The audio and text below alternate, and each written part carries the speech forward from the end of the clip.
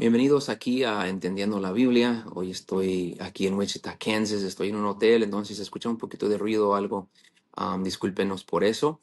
Queremos tratar hoy Santiago 2, versículo 14 al versículo 18.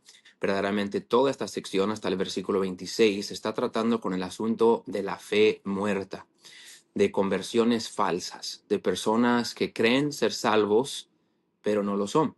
Y nos va a decir cómo saber si esa persona realmente es salva o no. Es un asunto que hoy en día vemos en nuestra sociedad. Hay personas que creen en Dios que no son salvos, o podríamos preguntar, hay personas que creen en Cristo que no son salvos. Hay personas que creen que Jesucristo murió en la cruz por sus pecados, que no son salvos. Santiago trata con este pasaje. Creo que es un tema relevante a nuestro tiempo, aún en nuestros círculos de bautistas independientes. Nosotros no debemos estar interesados en tener un gran número de gente que haga una profesión. Debemos estar interesados en tener un gran número de personas que tengan una conversión genuina y tengan fe genuina. Entonces, en este pasaje tenemos un contraste. No es un contraste entre fe y obras, como algunos quizás pensarían, sino es un contraste entre fe genuina y entre fe muerta. Y lo que ha estado haciendo Santiago todo el libro es que ha estado dando exámenes de cómo pueden probar su madurez, cómo pueden probar si son maduros en Cristo o no. Entonces, ahora él va a dar lo que llamamos el examen principal de todo el libro. No estamos dando ahora un examen para ver si esta persona es madura, estamos ahora dando un examen para ver si esta persona aún conoce a Cristo. Nos vamos a empezar ahí en el versículo 14 y vamos a empezar a mirar y estudiar eso aquí. Miren, versículo 14 dice así. Dice, hermanos míos, ¿qué aprovechará si alguno dice que tiene fe y no tiene obras? ¿Podrá la fe salvarle?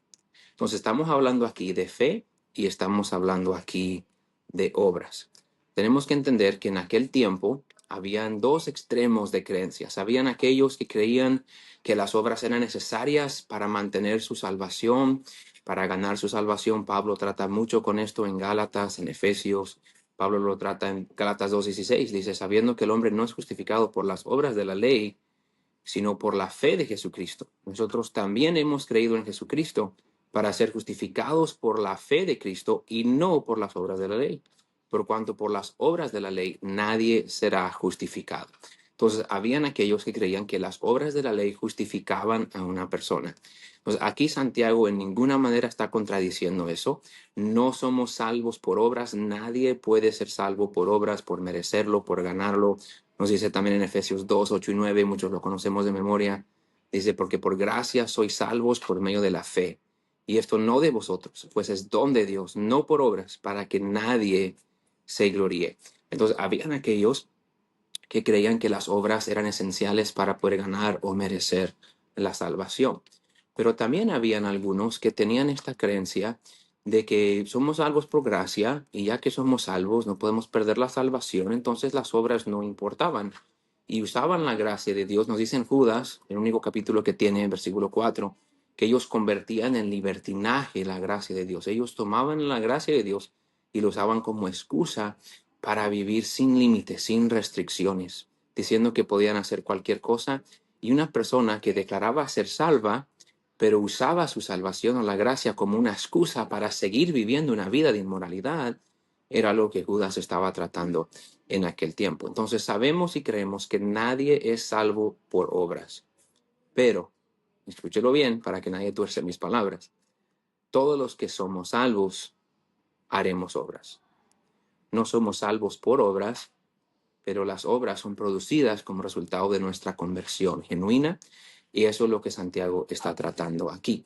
Ahora definamos obras. Obras son acciones justas, acciones piadosas, comportamiento piadoso, justo, haciendo lo que es correcto, lo que es agradable delante de Dios. Eso es lo que llamaríamos obras. Entonces, la fe genuina siempre se ha comprobado con sus obras. Cristo mismo dijo que en el día final habrán muchos que dirían que lo profesaban, Señor, Señor, y Cristo dijo, nunca os conocí. Entonces, hay gente que cree ser salvo, cree tener fe genuina, cree haber puesto su fe en Cristo, que Cristo mismo dice que Él nunca los ha conocido. Entonces, eso no es decir que ellos perdieron su salvación, por falta de obras o por alejarse de Dios, sino que ellos nunca tuvieron esa salvación que ellos proclamaban tener. Entonces, eso es lo que queremos tratar aquí. Muchos dicen que la fe es como las calorías. Las calorías en sí no las puedes ver, pero sí puedes ver el resultado, ¿verdad? Y muchos damos el resultado de haber comido muchas calorías. Entonces, no se ven las calorías en la comida.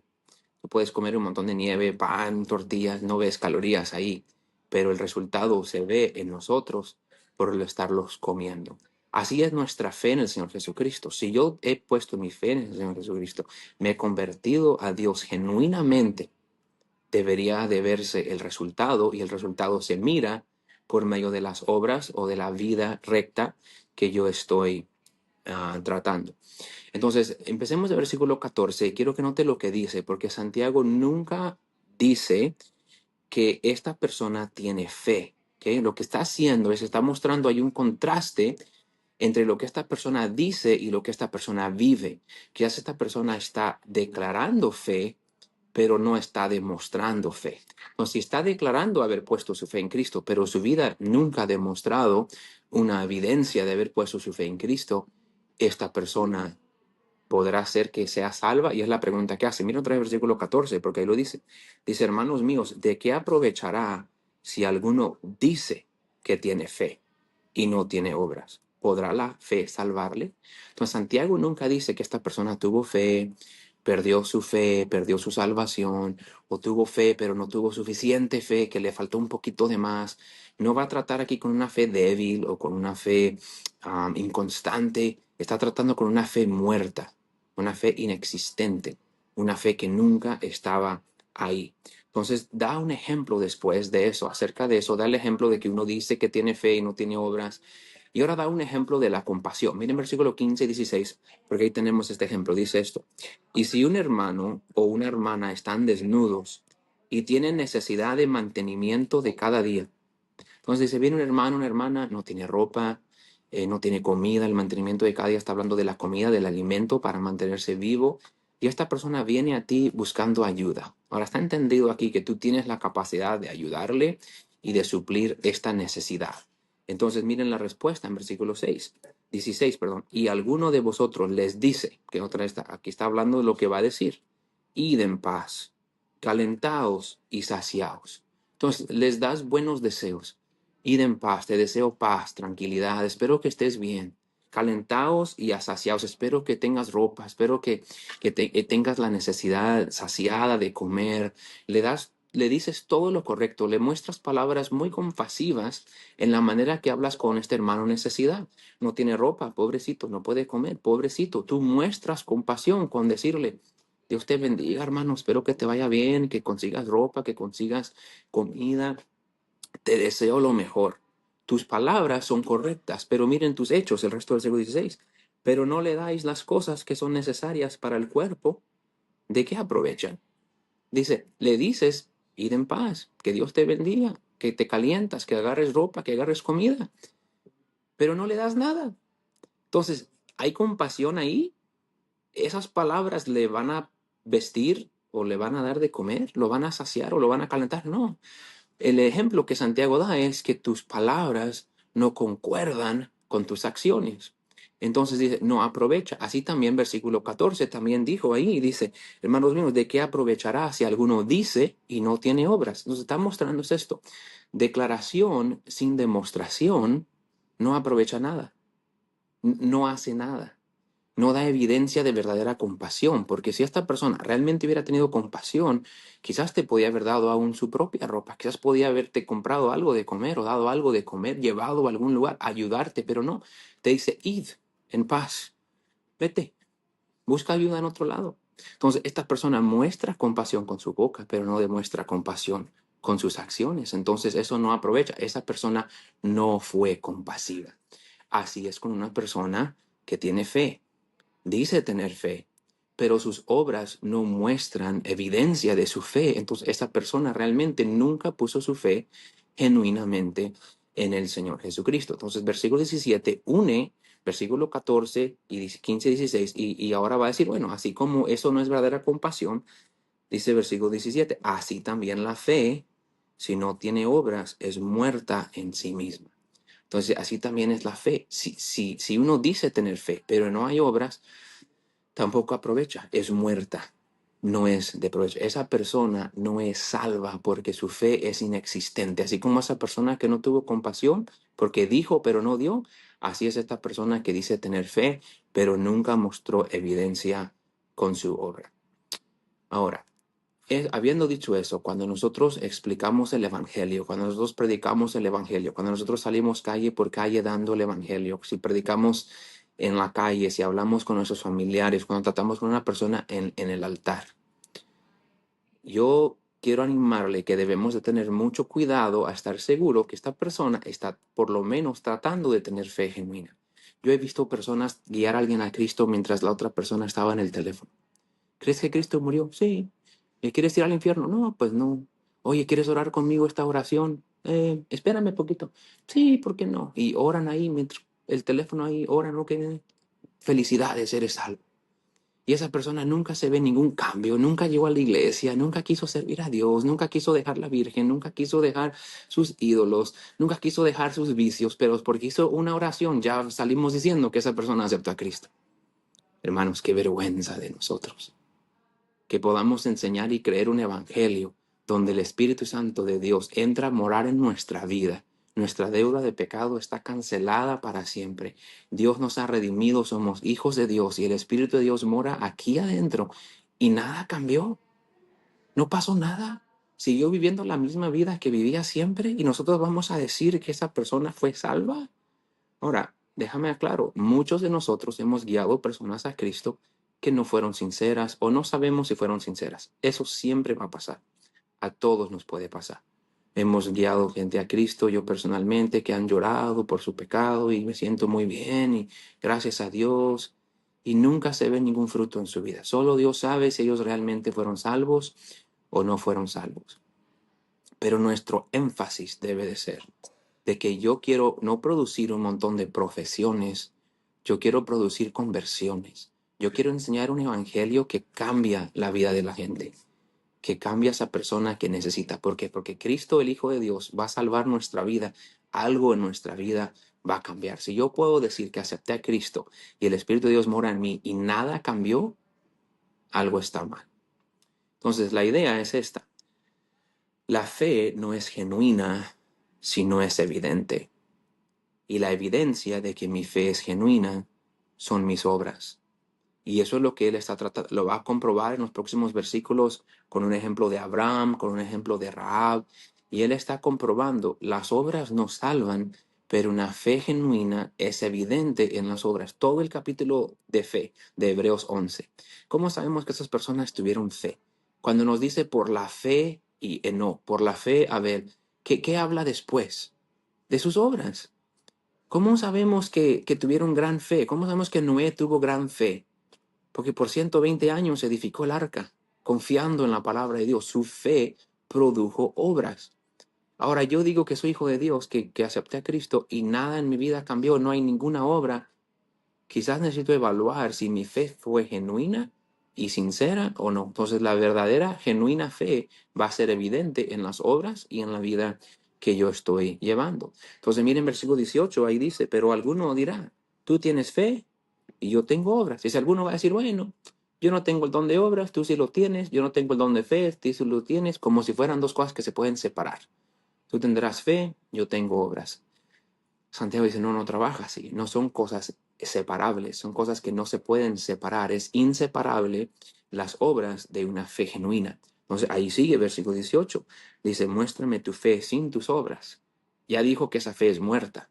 Digo, tú muéstrame tu fe muerta, sin ninguna obra, pero yo te mostraré mi fe viva, dice, y yo te mostraré mi fe por mis obras. Entonces, si tú quieres tener fe muerta y mostrar fe sin obras, está bien, pero yo te voy a mostrar mi fe con mis obras, por mis obras, para que veas que mi fe es viva, es evidente, es real, es verdadera. Eso es lo que nosotros debemos estar mostrando. Entonces, eso es lo que deja versículo 18. Versículo 19 en adelante, lo vamos a ver más adelante en nuestro próximo estudio.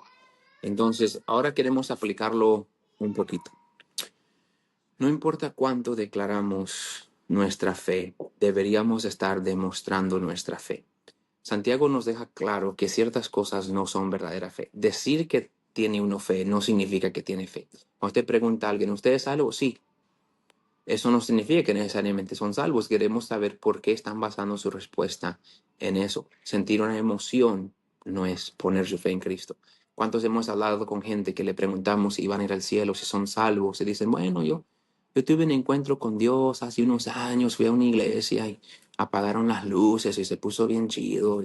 Luego al final del mensaje, el pastor dijo que si quería uno pasar adelante, y yo pasé adelante y como que me pusieron las manos y me pegó el escalofrío y pues no sé, yo sentí como que Dios, hasta el pecado se me fue ahí en ese momento. Oh sí, que oraste que Jesús te salvara, reconociste tu pecado, confiaste que ya no puedes salvarte a ti mismo. No, pues no sé, no dijeron nada de eso. Yo nada más sé que se sintió bien padre, bien bonito. Ese es su testimonio de conversión. Sentir una emoción o pasar al frente o querer hacer un cambio en tu vida nada más, no es necesariamente poner tu fe en Jesucristo. Tiene que haber un conocimiento en tu corazón de que Cristo es el único camino al cielo, que Él pagó el precio completo por nuestros pecados. Él es el único sacrificio por nuestros pecados. Yo estoy quitando mi fe sobre cualquier otra cosa. Porque la gente lo ha estado teniendo en algo. La mayoría de la gente piensa que va a ir al cielo. ¿En qué ha estado confiando? En sí mismo, en la iglesia, en su bautismo, en sus obras, en lo que algún hombre le dijo. Y ahora tienen que quitar su confianza sobre eso y poner su confianza 100% en el Señor Jesucristo. Y cuando hacen eso, es una conversión genuina porque están poniendo su fe únicamente, plenamente, completamente en Jesucristo para ser su Salvador. Cualquier cosa corta a eso no es fe.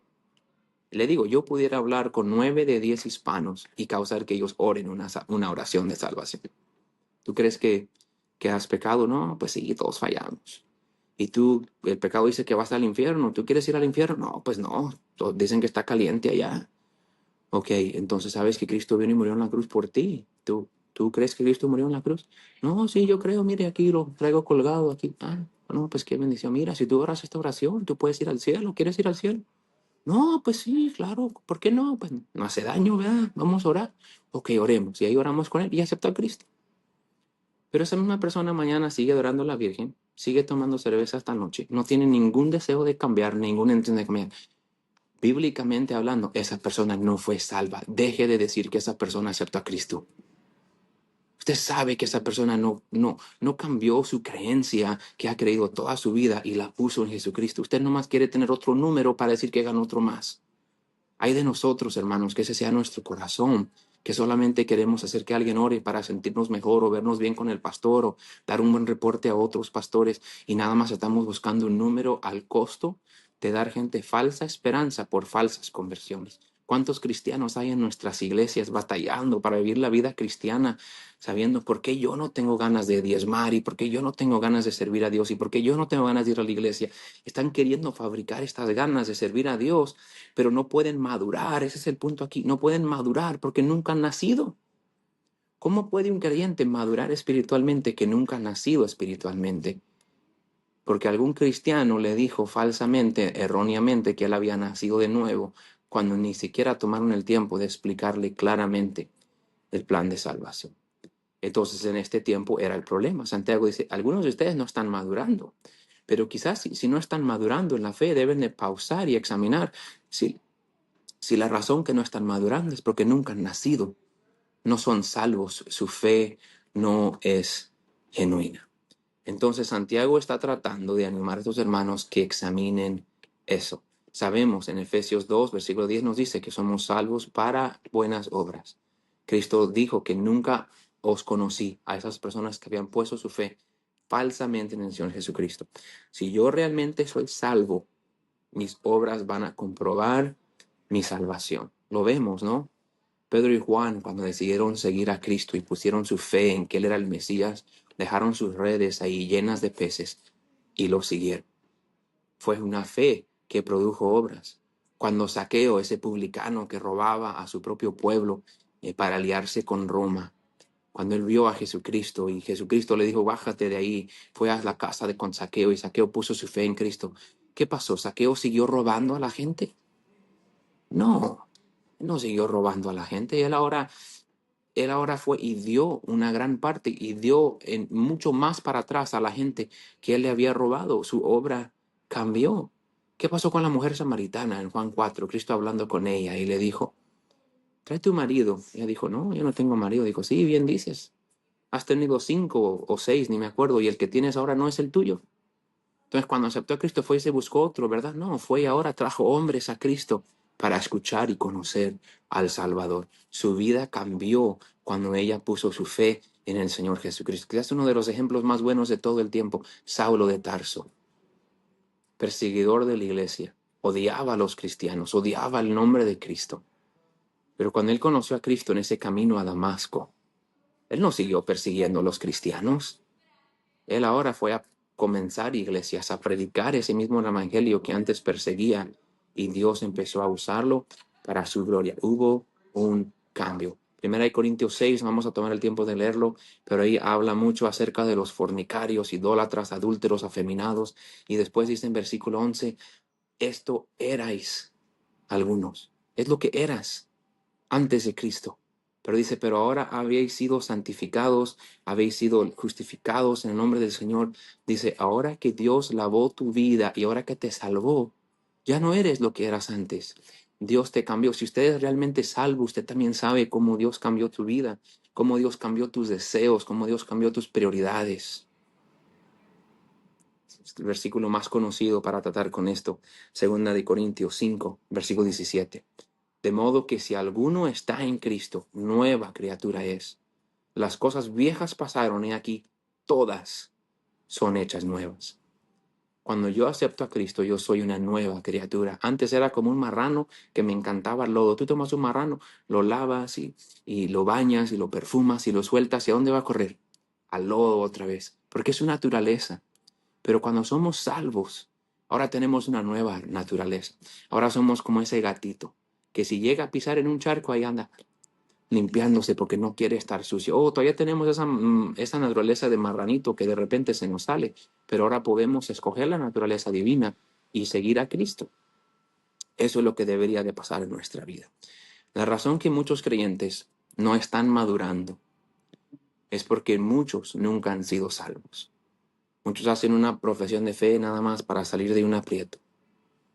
Muchos hacen una profesión de fe para salvar su matrimonio. Algunos hacen una profesión de fe porque alguien los obligó casi a orar antes de irse de su casa. Alguien los agarró en el servicio y les dijo que oraran y los presionó a orar y hicieron una profesión de fe. Hermano, quiero animarlo con algunas cosas. Tome el evangelio en serio, ame el evangelio, ame las almas, comparte el evangelio, quiera ganar a toda la gente que usted pueda para Cristo.